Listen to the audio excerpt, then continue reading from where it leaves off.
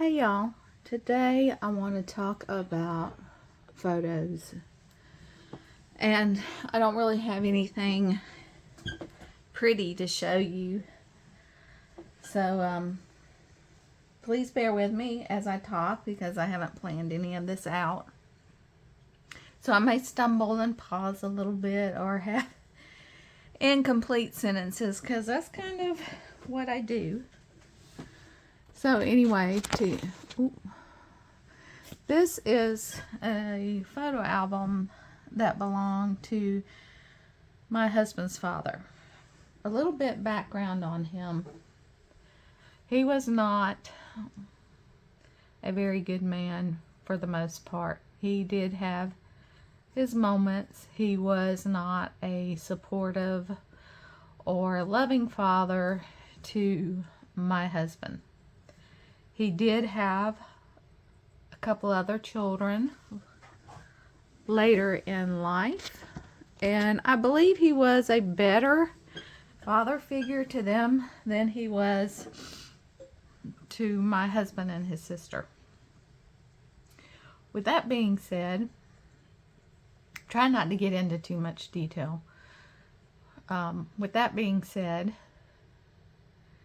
he never really owned a lot of things. He worked when he needed the money, so he didn't have a home. He had a couple of vehicles, and he always kind of drifted around from place to place. He never really stayed in one place for long. Now, he stayed in the area. He just was constantly moving for various reasons. So he became ill, and he needed a place to stay that was safe, that was cool and warm, and where he could have his independence that he cherished so much, but we could kind of keep an eye on him. So we purchased a camper and put him on our property where he stayed until he went into the hospital and passed away. He had a very traumatic surgery in January, February time frame, and that's why one of the reasons we brought him here. He just needed to be around other people, and he needed to be in a place that was a good environment for him. But he got worse and ended up back in the hospital and in hospice care until he passed. So he didn't have a lot of personal possessions because he did not have a home. He has a lot of tools, and he has some things in storage, and he has what was in his vehicles and what was in the camper. So one of his daughters came over to go through the things in the camper, and I told her, don't worry about whatever you don't want. I'll box it up and deal with it appropriately. I'll donate his clothes to a rescue mission and get rid of the things that nobody would want. And one of the things she had asked me when he was in the hospital is, have you seen his photo album? And I said, no, but I'll go look. And I looked in the camper, and I didn't see it in there. And she said, oh, maybe it's in storage or in his truck. And I said, oh, if it's in there, we need to get it out because it's not good for photos to be, in the heat.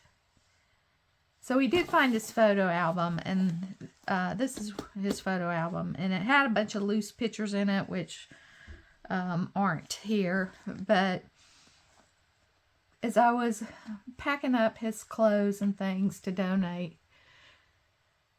it was really makes you think, it's almost like you're erasing a person's existence when you're getting rid of their things. And it's just things, it's stuff, but it was their stuff, and some of it had meaning and value to them personally. And it's just a really strange feeling if you've ever had to deal with something like that. It's like almost as if they never existed, because all you have left are photographs and memories. And I thought it was pretty amazing that he had this photo album and his daughter knew about it, and she was concerned as to where it was, and that as many times as he has moved and sold things and bought things and flipped things and relocated, and that he still made sure he had this photo album with pictures in it. And it made me feel good to think he did have some love. I knew he had some love in his heart, but that he really did have some love in his heart, and this is proof of it.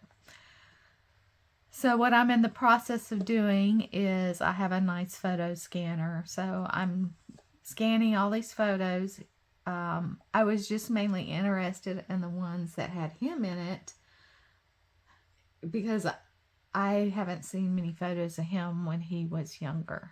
And I was always curious because him and my husband favored in looks.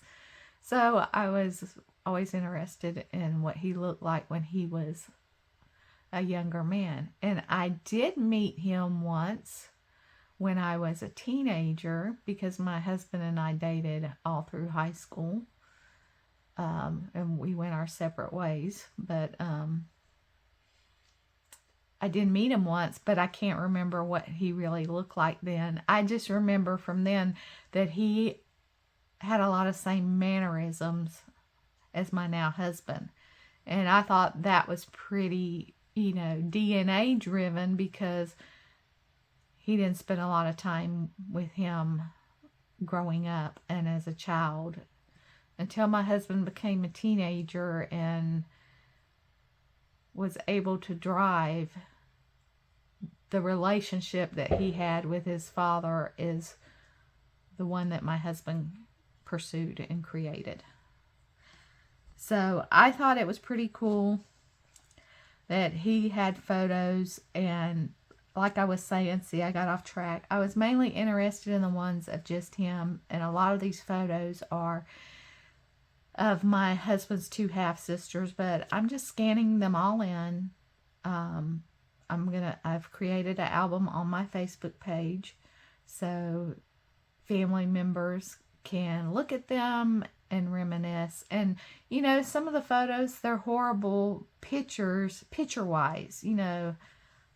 This was back in the day of film, and some of the photos have become discolored. And, but it was just pretty neat watching his two half-sisters look at these photos and my husband and the memories that it brought back. That just something in the background triggered a memory, or a person in the photo reminded them of a story, or seeing something in the photo reminded them of a story. So the whole point of me talking about photos is, and everybody always says this, and I'm going to say it again, do something with your photos. Don't just keep them to yourselves. And by that, I mean, don't just keep them on your phone. Make sure that people in your family know that they're there, know how to access them. If you have cloud storage, that know how to access those when you're not here anymore, because they'll be very important to a lot of people. These photos are important to me, and this was my father-in-law, who I've known, but we've hung out, but not a close relationship, no meaningful conversations, no deep conversations. But they're important, and the memories that the photos hold are important, because when somebody's gone, they're things, they're just things. And I am sentimental, and so some things, I like to hold on to certain things. I think we all do.